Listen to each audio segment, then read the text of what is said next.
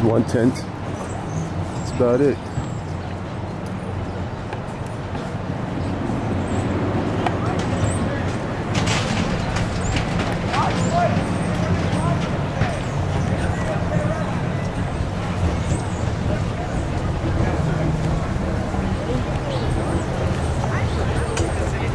Cheers, man. You back there?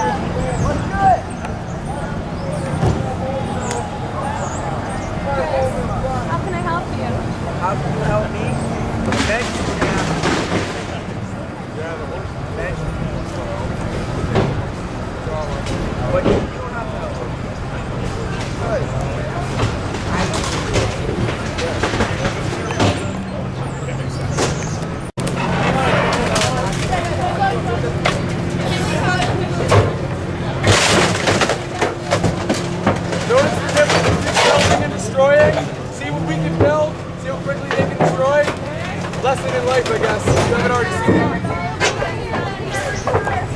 it. Bro. There's more skips than piles. Reaching the surface. I know. Okay.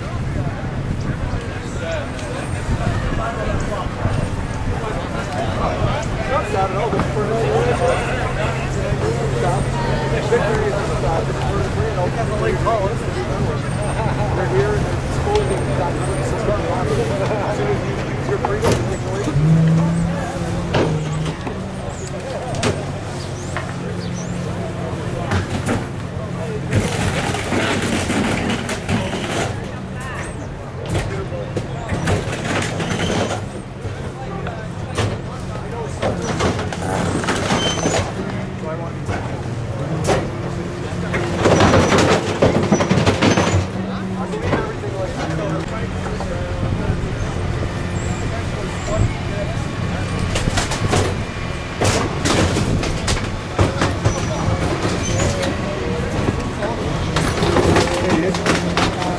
I'm putting stuff on YouTube. I have my own channel. I'm an artist. I was wondering if I could get some commentary on the situation.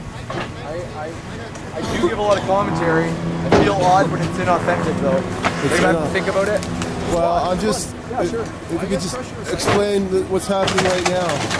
Right now, city workers have been instructed by the City of Toronto to clean up St. James Park, so they're throwing stuff in a trash compactor.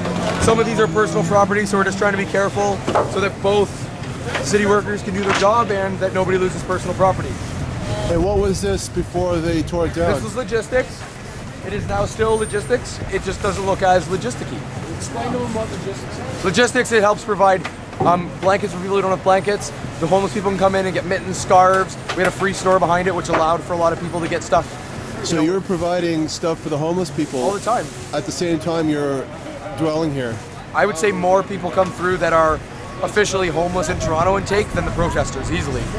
More meals a day than some of the shelters provide, like, you know. Were the homeless people here before you got here? Oh, there were homeless people here before we got here. Some of them moved on because they didn't like the idea of living amongst, you know, a community of protesters, and then some of them stayed and became effective members of our community who, yeah, give them a voice, give them a place. Where are they going to end up when this is all done? All shoveled out into the street. They'll probably be back in the holes. They'll be strong. Yeah, they'll be shoveled out. Nothing into the gets changed for them. Like, for a while there was, you know, we'll still be fighting for them, but the City of Toronto, they don't care.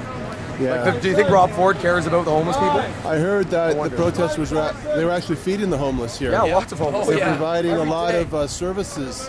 every single day when that food tent opened, there was a lineup of people who were like, they weren't sure where their next meal was going to come from. They normally have to go to the shelter, and now because of just goodwill. 1 month, they knew where their next meal was coming from because it was coming from us because knew we it. were providing it. Exactly. We didn't shuffle them off in the morning either. Yeah, we didn't say, oh, move on. We don't have that. Yo, We're not, 7 in the morning, time to get up. You know? Want to sleep in until noon? Go ahead. Yeah, we'll still have food for you. We'll still supply for you. We'll still take care of you. You know, you think Rob Ford's going to take care of this part? Anyway, we're going to clean Thanks. up some more. Cheers. Thank you.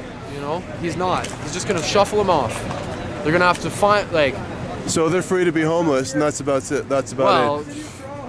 Yeah, you know.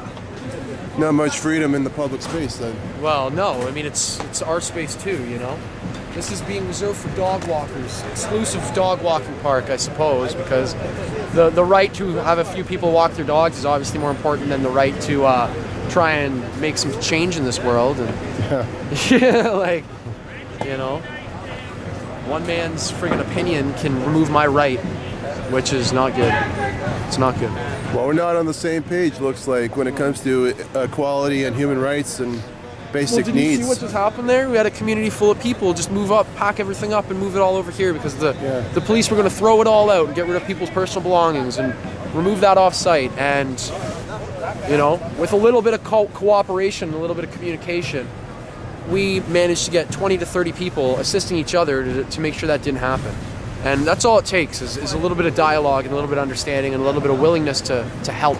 Well, in my experience, I saw a lot of good things. You know, people were There's all you know, good things, man. making a positive stand, and it's sad to see this. Well, because we threaten them, right? They're scared. The people who sit on top of their ivory towers look at us and say, you know, oh, well, if they start working together and if they start helping each other out, and if they're no longer worried about, you know, the fancy new car on the driveway and the, you know, then, well, maybe we won't have as much of a pull anymore. Maybe we won't be able to push our policy through as much. Maybe we won't be able to have that control that we need, you know?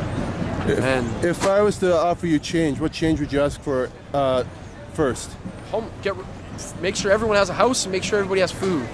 And how about education? I think education, I mean, that comes should with have the territory. a right to education. Yeah, instead of having to go into debt. Right, well, and make sure there's like, you know, I've heard a lot of people say, well, you know, if they didn't want to be in debt, they shouldn't have taken some bullshit course like women's studies. And it's like, well, you know what? Maybe they were interested in women's studies. Maybe they felt there's a place for them in this world to make change regarding things like that.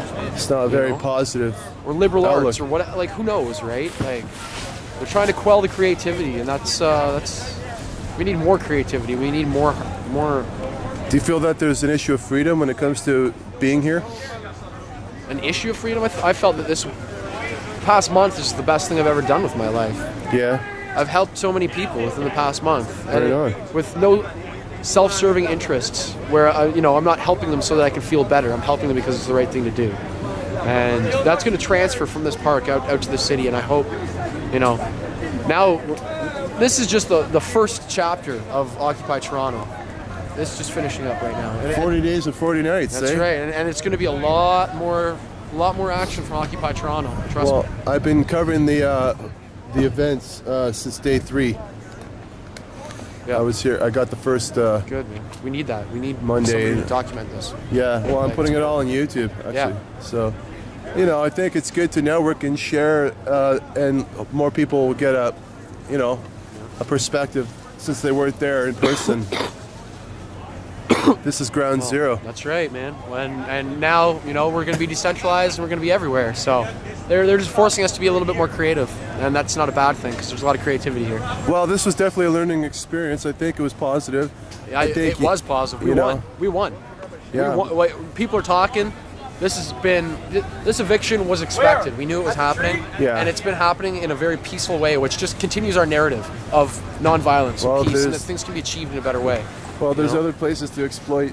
That's right. Well, look out Queen's Park. Yeah. Thanks. Take care, brother.